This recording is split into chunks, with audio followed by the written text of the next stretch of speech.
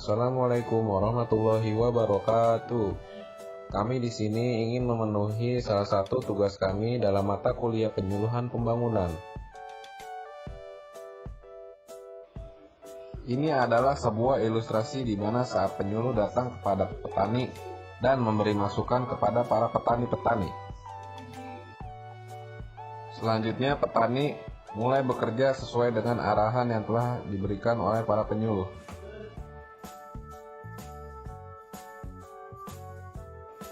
Penyuluh pun memberikan dampingan kepada para petani yang sedang bekerja.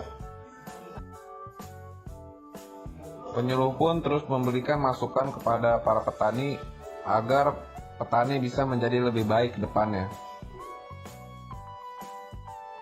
Para petani dan penyuluh pun saling bekerja sama agar terciptanya pertanian Indonesia yang lebih baik. Assalamualaikum warahmatullahi wabarakatuh. Ya, kami di sini ingin memenuhi tugas dari Ibu Insinyur Asmayani MSI dalam mata kuliah penyuluhan pembangunan. Dengan saya sendiri Muhammad Ridho Fadilah, saya Reza Firmansyah, saya Rifki Azril, dan saya Muhammad Rakadanu. Saya Faris Hairil Umam. Saya Yusril Noval Ilyasa.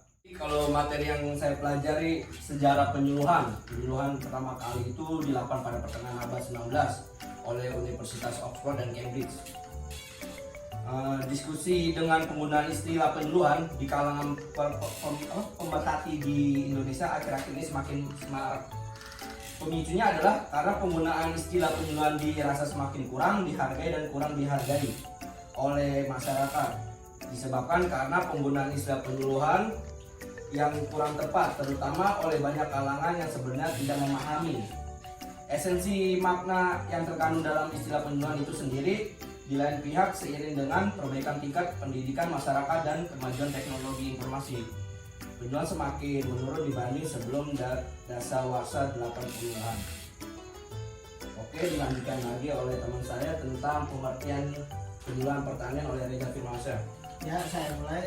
Penyuluhan pertanian dari arti katanya itu bimbingan, tujuan, dan pelajaran bagi setiap orang yang ingin berusaha tani untuk memenuhi tujuan dan kebutuhannya tersebut.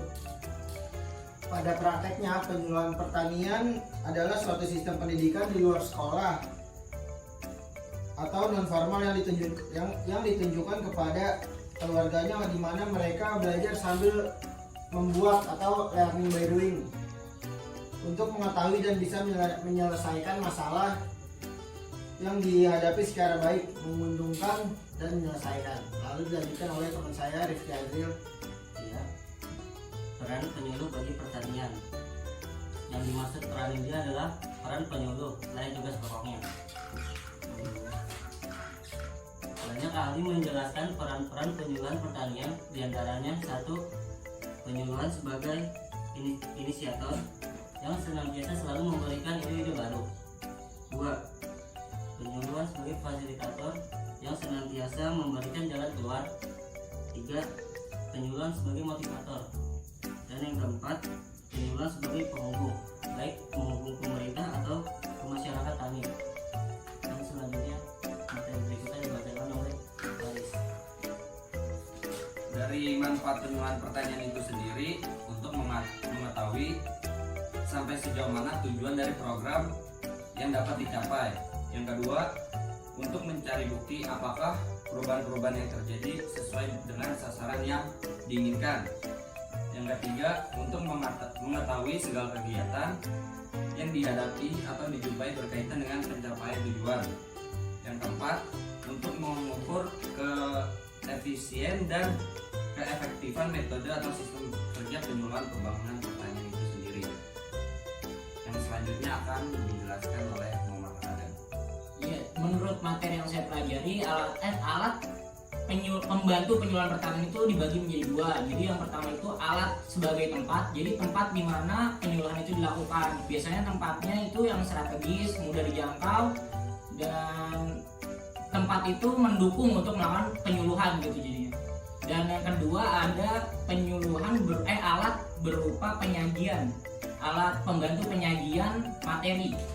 Nah, penyajian itu dibagi 3. Yang pertama itu ada visual aid yang bisa kita lihat ada audio aid yang bisa kita dengar dan visual audio aid. Jadi visual itu berupa yang kita lihat, contohnya misalkan proyektor alat bantunya, jadi kita bisa melihat atau selembaran-selembaran yang diberikan. Ada juga audio seperti sound system, mikrofon dan lain-lain. Selanjutnya dilanjut oleh Bahkan penyuluhan pertanian di Indonesia itu sendiri ialah yaitu salah satu mata pencarian terbesar masyarakat Indonesia, yaitu petani ya, sebagian besar petani. Dan Indonesia merupakan salah satu memiliki persawahan yang cukup luas. Menurut data tahun 2016, luas sawah di Indonesia itu sekitar 8,16 juta hektar.